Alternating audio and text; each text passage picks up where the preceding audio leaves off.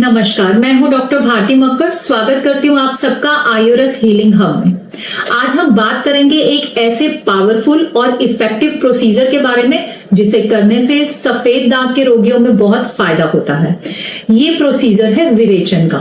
तो आज के वीडियो में मैं आपको बताऊंगी विरेचन क्या होता है, इसके क्या फायदे हैं, किन लोगों को विरेचन करना चाहिए और विरेचन कैसे करना चाहिए, किस सीजन में विरेचन को करने से सबसे ज्यादा फायदे होते हैं। तो आइए शुरू करते हैं।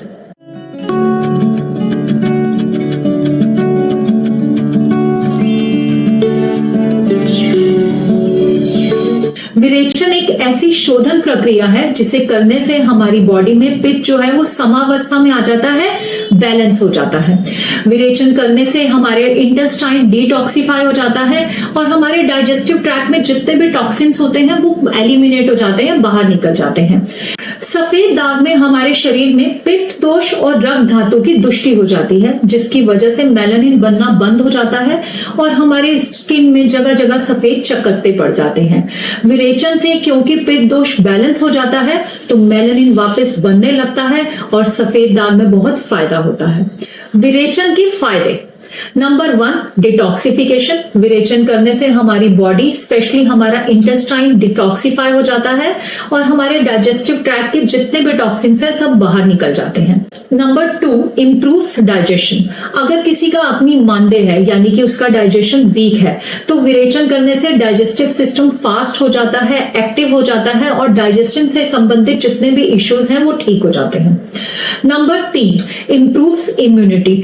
विरेचन करने से हमारी इम्यूनिटी बढ़ती है, हमारी हीलिंग पावर बढ़ती है। क्योंकि सफेद दाग एक ऑटो इम्यून डिसऑर्डर है तो विरेचन करने से हमें बहुत लाभ होता है। Number 4, balances पित्ता। विरेचन करने से हमारी बॉडी में पित्त दोष बैलेंस हो जाता है, जिसकी वजह से हमें पित्त दोष बढ़ने के जो नुकसान है विरेचन करने से वो सब शांत हो जाते हैं। इन्हीं फायदों की वजह से विरेचन ल्यूकोडर्मा में तो बहुत फायदा करता ही है, लेकिन और भी बहुत सारी ऐसी कंडीशंस हैं जिसमें हम विरेचन का इस्तेमाल करके फायदा ले सकते हैं। आपको मैं उन कंडीशंस के भी नाम बताती हूँ। Number 1, chronic skin issues. जितने भी स्किन डिसऑर्डर्स हैं, चाहे वो सोरियासिस हो, एक्जिमा हो, डर्मेटाइटिस हो, इन सब में विरेचन से बहुत फायदा होता है।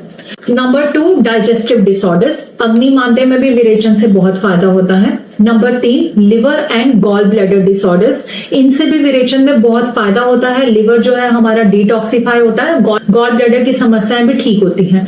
Number 4, hormonal imbalance. हमारी मेंस्ट्रुअल साइकिल डिस्टर्ब हो या पीसीओएस की समस्या हो, उसमें भी विरेचन फायदा करता है।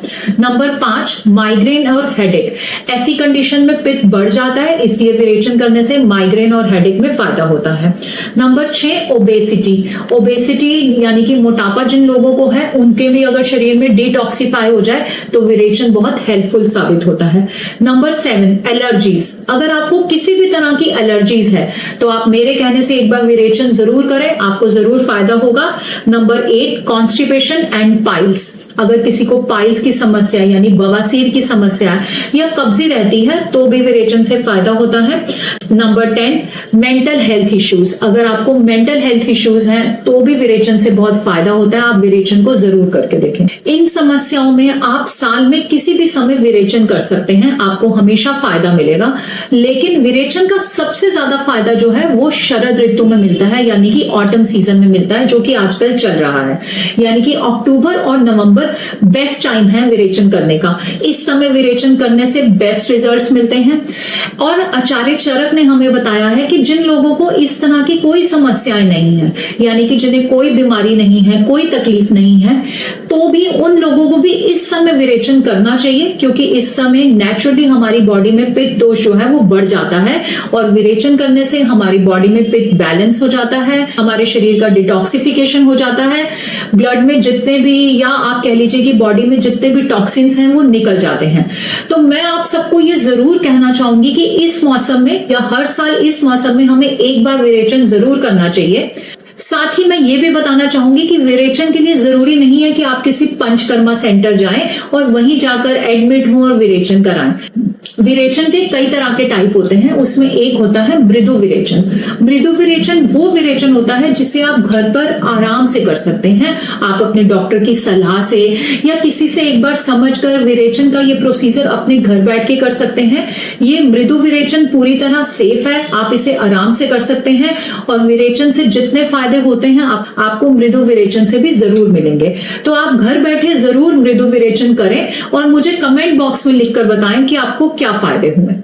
लेकिन कुछ लोगों को विरेचन बिल्कुल नहीं करना चाहिए। उनमें जो लोग आते हैं वो आप नोट कर लीजिए। नंबर 1, प्रेग्नेंट लेडीज को विरेचन नहीं करना चाहिए। जिन्हें सीवियर डायरिया रह रहा है उन्हें नहीं करना चाहिए। जिन्हें सीवियर डिहाइड्रेशन है उन्हें भी विरेचन नहीं करना चाहिए। मेंस्ट्रुअल ब्लीडिंग के समय में भी विरेचन नहीं करना चाहिए।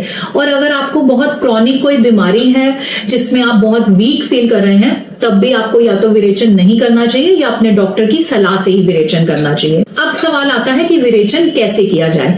जैसे मैंने पहले ही बताया है कि मृदु विरेचन जो है वो घर पे ही करा जा सकता है। तो मैं आपको एक प्रोसीजर बताऊंगी जिसमें मैं आपको हर चीज बताऊंगी कि कौन सी आपने दवा का उपयोग करना है, क्या प्रोसीजर्स घर में इस्तेमाल करने हैं, किस तरह का खाना खाना है जिसे आप रूटीन में लाकर विरेचन कर सकते हैं। ये बहुत लंबा प्रोसीजर नहीं है, यकीन मानिए बहुत ईजी है। तो मृदु विरेचन क्या होता है इसकी पूरी जानकारी मैं आपको दूंगी नेक्स्ट वीडियो में।